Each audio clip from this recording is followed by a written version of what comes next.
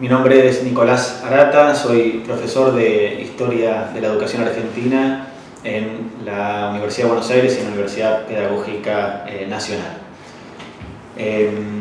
Bueno, quería compartir algunas ideas a propósito de la figura de Jauretche, particularmente lo que tiene que ver con la cuestión pedagógica, ¿no? Esta intervención quisiera inscribirla dentro de una pregunta más amplia, que es una pregunta que da cuenta, habla de la actualidad del pensamiento de Jauretche y también de los problemas y los desafíos que el pensamiento nacional y popular tiene en pleno siglo XXI, y tiene que ver con la cuestión de la soberanía pedagógica. Un problema que es de larga data, no es un problema del siglo XXI, es un problema que nos atraviesa desde el momento mismo de la constitución de la nación, pero que en pleno siglo XXI se multiplica en diversos órdenes. Hoy hablamos de soberanía alimentaria, de soberanía energética, de soberanía tecnológica, de soberanía hídrica, de soberanía ambiental, y en ese sentido creo que hay un aporte que nos hace Jauretche a pensar específicamente en este caso la cuestión de la soberanía pedagógica. Sabemos que la educación es un derecho, pero que cuando la educación se coloca, se inscribe en el sendero de las luchas por la igualación de oportunidades, también se transforma en un bien aglutinador de otros bienes, ¿no? Volviendo al tema que planteaba recién, ¿qué sería de la soberanía alimentaria si en las escuelas se formaran, ¿no?, a los futuros ciudadanos, a las futuras ciudadanas en un entendimiento, en un conocimiento sobre el daño que hacen los agrotóxicos sobre la salud colectiva? ¿Qué sería de la soberanía tecnológica si en las escuelas no se formaran ciudadanos, ciudadanas que comprendieran la importancia de contar con plataformas de datos, de información propia que estén preservada la seguridad de los usuarios y de las usuarias, resguardadas por leyes nacionales, etc.? Entonces, esta idea fundamental, soberanía pedagógica como un bien aglutinador de otros bienes, y cómo Jauretche puede ayudarnos a pensar en esa dirección. Y esto hay que decirlo con muchísima claridad, ¿no? Quienes en la Argentina se han ocupado de que la educación sea un derecho que esté al servicio de los sectores más postergados de la sociedad han sido los gobiernos nacional populares, y lo han hecho no solamente ampliando el acceso a la educación, sino también transformando la educación en una cuestión y en un problema de orden político. Político en el sentido en que es en el terreno de la educación donde se juega la posibilidad de igualar derechos, la posibilidad de acceder a una formación integral del ser humano, y es también donde se juega o se dirime buena parte de la batalla cultural que tanto le preocupaba a Jauretche. Solo un ejemplo. Cuando Perón dice que en la Argentina los únicos privilegiados son los niños, lo que está planteando es la idea de que la infancia no es ya solamente el objeto que va a ser analizado, caracterizado por una disciplina, la pedagogía, sino que es un orden, es un problema, un asunto de orden político, ¿no?, que es la política la que va a definir, ¿no?, y que va a poner en primer lugar, y esa es la idea de privilegio, en primer lugar a las infancias. Entonces es en esa ruta, en ese sendero que quisiera inscribir el pensamiento de Jauretche, o algunas ideas, ¿no?, fundamentalmente de este libro, Los profetas del odio, de La Yapa, la colonización pedagógica, fundamentalmente en este último, ¿no?, en La Yapa, decía inscribir algunas ideas que don Arturo planteó en términos de lo que se jugaba, de lo que estaba en juego y de lo que está en juego en tiempo presente en las batallas culturales que se libran particularmente en el campo de la educación. Hay, huelga decirlo también, una serie de trabajos muy importantes en torno a este libro. Resalto la del profesor Pulfer particularmente, sobre la colonización pedagógica. Para entender, creo yo, de qué habla Jauretche cuando habla de la colonización pedagógica que sufre el país, el punto de partida que yo elijo de los múltiples posibles es comprender el concepto de estatuto legal del coloniaje, ¿no? Y cómo ese estatuto legal del coloniaje se anuda con la función que cumple, que desempeña el sistema educativo nacional. Recordemos, Jauretche está escribiendo este libro en la década del 50, luego va a tener algunas actualizaciones.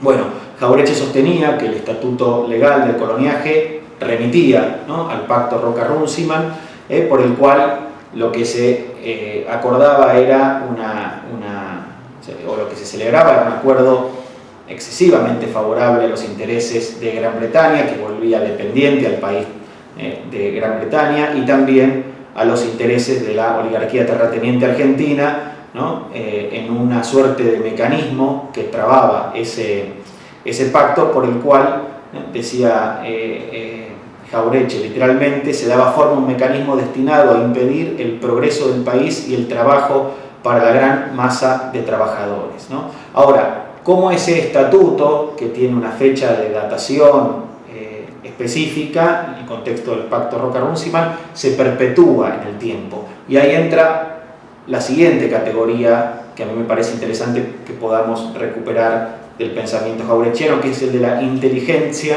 ¿no?, con TSIA, ¿no?, de la inteligencia. Eso dice que era lo que la inteligencia obstruía, decía Jauretche, ¿no?, el de la inteligencia elitista vernácula, ¿no? ¿Cómo se construía esa inteligencia? Decía Jauretche, especialmente a través de la educación, de los medios de comunicación, del papel de los figurones, ¿no?, de estos opinadores que construían opinión pública a través de sus intervenciones, y de las academias, ¿no? Esa inteligencia, ¿dónde se forma? ¿Dónde se construye? Bueno, uno de los puntos fundamentales era el sistema de educación pública. Y ahí la crítica muy dura que Jauretche va a hacer va a estar dirigida al modelo educativo argentino sarmientino-mitrista. Veamos esto con un mínimo de detenimiento, ¿no?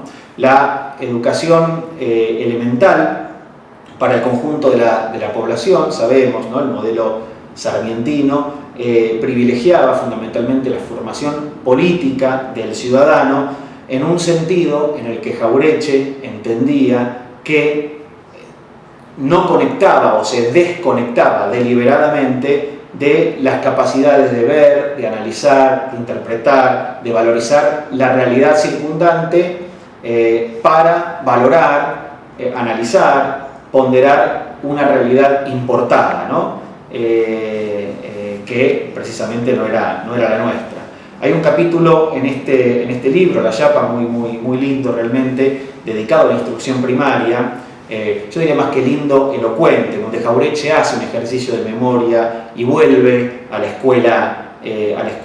su escuela primaria en Lincoln, un pueblo, para quienes no lo saben, un pueblo del sur de la provincia de Buenos Aires, en el que él decía 30 años atrás había sido territorio ranquel, pero que en la escuela de eso no se hablaba, ¿no? Es decir, había un desconocimiento en la propia escuela del pueblo, había un desconocimiento de la historia, de cómo se había conformado el pueblo, pero también había un desconocimiento de la botánica, de la zoología de la zona, ¿no? Es decir, la escuela no enseñaba la riqueza y la variedad de especies de la zona. Decía Jauretche, conocíamos el Danubio, pero ignorábamos el Salado, ¿no? Me parece que esa idea, esa metáfora, Jauretche apela constantemente a ellas, ilustra, ¿no?, lo que la escuela ofrecía, pero también lo que la escuela ignoraba o impedía. Y esto es un punto importante. Importante en el sentido de que lo que Jauretche nos devuelve es la imagen de una escuela desarraigada, ¿no?, que había sido configurada por la generación del 80, no solo por Sarmiento, sino por la generación del 80, sobre la base de una suerte de metáfora botánica. Como nada bueno podía crecer naturalmente en estas tierras había que importarlo de Europa, ¿no? Como un gajo que se trae de otras tierras para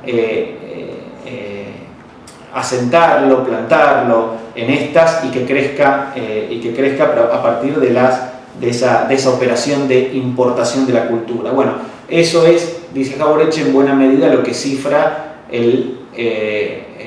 la metáfora de la civilización y la barbarie sarmientina, ¿no? Lo propio, la barbarie, ¿no? es todo aquello que impide a la Argentina devenir moderna, lo que le impide a la Argentina, ¿no? Civilizarse, y por lo tanto, para hacerlo había que ir a buscar, esto no es que lo plantea Jauretche, sino que es lo que criticaba precisamente respecto de la ideología y de idiosincrasia de esa generación del 80, lo que había que traer, lo que había que importar de afuera, ¿no? Y eso también generaba en la escuela un efecto paradójico, hay que decirlo, también esa escuela, que había sido una escuela creada sobre el principio de la educación común, es decir, que no rechazaba a nadie en términos del acceso a esa escuela, que ponía a niños y a niñas a estudiar juntos, al mismo tiempo le requería a esos mismos sujetos que abandonaran en la puerta del aula sus creencias, sus valores, sus imaginarios, sus estéticas, ¿no? Para poder acceder a esa escuela universal, a esa escuela común, ¿no? Sobre esa paradoja, entonces, Jauretche plantea una crítica muy dura. No se pierdan de leer la referencia que hace a Victorio Campo, que Victorio Campo es casi como el ejemplo más agudo de esta figura de una escuela o de una instrucción desarraigada. La pobre Victorio Campo, dice, se lamenta, el propio Jauretche dice, fue sometida a una instrucción a manos en sus primeros años, a manos de institutrices alemanas, francesas, inglesas, y la pobre, cuando grande, para poder pensar en español, primero tenía que pensar en francés. Y dice, bueno, este es el ejemplo, esta es la caracterización más dura de esa escuela que valora las culturas extranjeras por sobre la propia. Y después viene la mirada sobre la escuela media o el colegio nacional y la universidad, ¿no? En donde ahí definitivamente se perdía de vista todo rastro de lo popular. En la escuela primaria todavía quedaba algún lugar, algún margen para incluso también hay referencias con cierto grado de afecto, podríamos decir, hacia esa escuela primaria. Pero cuando pasa a hablar de la escuela media o del colegio nacional y de la universidad, eso se pierde por completo. ¿Y por qué? Porque la escuela media en la Argentina, recordemos, se forja sobre la matriz mitrista. Si la escuela primaria es sarmientina, la escuela media es mitrista. Y esta tenía como única función una función propedéutica. Esto significa de preparación para los estudios superiores. Es decir, la escuela media argentina no está orgánicamente conectada con la escuela primaria, ¿sí? Y solo tiene sentido cursarla si uno va a cursar estudios superiores en la universidad. ¿Y esto quiénes lo podían hacer? Quienes podían pagar la universidad y quienes podían aguantar, ¿no? Toda una carrera sin trabajar, dedicándose a los estudios. Es decir, tiene una matriz absolutamente elitista. Ahí el contrapunto que arma Jauretche es con Juan Mantovani, un pedagogo que no podríamos tildar de conservador, pero decía en ese lenguaje popular al que apela permanentemente Jauretche, pero que sí había caído en la engañifa, decía, en la engañifa de confundir cultura con intereses nacionales. Ese Mantovani aparece también en este libro defendiendo ese modelo de escuela media y de universidad, ¿no? Quizás no desde una tradición conservadora, pero sí haciéndole el juego a intereses con los que Jauretche discutía abiertamente. Lo mismo hacía con la reforma del 18. Cuando habla de la reforma del 18, dice la reforma del 18 que tuvo más efectos fuera de Argentina que en Argentina, a pesar de que principió aquí en Córdoba. Decía, no había logrado, en palabras textuales, o no supo, decía, integrar la universidad en el país. Me gustó mucho esa metáfora. Es decir, la reforma del 18, con todo lo que puso en discusión, con todo lo que trajo como novedad, no logró finalmente articular con los problemas reales de la sociedad, ¿no? Entonces, como para tener un pantallazo de una aproximación a mi lectura de un pedacito de la obra de Jauretche, y tratar también de invitarlas a que lean directamente a Jauretche, que es un poco el propósito de esta propuesta. Lo que yo sí quisiera hacer es plantear, a partir de este material valioso, de este conjunto de reflexiones muy ricas, muy importantes para el desarrollo de un pensamiento nacional, decía, plantear 3 ejercicios que se pueden hacer o que a mí me sugirió hacer a partir de su lectura. La primera tiene que ver con la capacidad que podamos desarrollar de leer a don Arturo en la serie, ¿sí? Es decir, conectándolo con las y los referentes de una posición pedagógica que Adriana Puigdrós calificó, pensó bajo el signo de los democráticos radicalizados. ¿Y quiénes eran los democráticos radicalizados? Todos aquellos que a lo largo de la historia de la educación argentina plantearon una escuela inscripta en la tradición del pensamiento democrático. Esto es, una escuela en la tradición de un pensamiento que reivindicaba la figura del soberano, que planteaba que la educación es un acto político, que planteaba que la escuela tenía que ser un lugar de nivelación de oportunidades, que planteaba que la escuela tenía que ser un territorio de emancipación. Entonces, leer a Jauretche en la serie de los muchos otros pedagogos y pedagogas que a lo largo de nuestra historia plantearon problemas similares, es decir, no leerlo solamente en soliloquio, sino inscribirlo en una tradición más larga, leerlo a la luz de los textos de Saúl Taborda, leerlo a la luz de los textos de Carlos Vergara, etc. Me parece que ahí puede construirse una posición de enunciación sobre lo que Jauretche quería plantear, y se la puede fortalecer e identificar con mayor claridad. La segunda tiene que ver con preguntarnos hoy, a la luz de esta cuestión de la soberanía pedagógica que planteaba al inicio de la intervención, qué nos puede aportar Jauretche en ese sentido, es decir, qué enseña y qué se podría enseñar en la escuela, en una escuela naturalmente que se piense como plataforma de la patria, no en una escuela que se piense como reproductora del orden social establecido. Entonces, podríamos, por ejemplo, a la luz de las cuestiones planteadas por Jauretche, revisar programas de enseñanza, hacer cortes temporales y mirar, bueno, cómo nos formamos nosotros, los que ya estamos entre los 40 y los 50, cómo se están formando los chicos y las chicas ahora, mirar programas y ver ahí, identificar ahí cuánto de esos programas, cuánto de esos contenidos tienen y recuperan problemas que podríamos o que hacen a la cuestión nacional y cuántos no. Creo que ese puede ser un ejercicio interesante para identificar otro concepto de Jauretche que denominaba los factores culturales propios. Creo que puede ser un ejercicio bien interesante. Y el tercero, para concluir, es que es imprescindible desmarcar la cuestión de lo nacional como el límite definitivo, ¿no?, del horizonte en el cual inscribimos y pensamos estos problemas, para ponerlo latinoamericano, ¿no? Es decir, conectar a Jauretche con Latinoamérica, conectar esa cuestión de lo nacional con la cuestión de lo regional, porque no hay posibilidad hoy de pensar los problemas nacionales desconectados de la región, desconectados a espaldas de América Latina.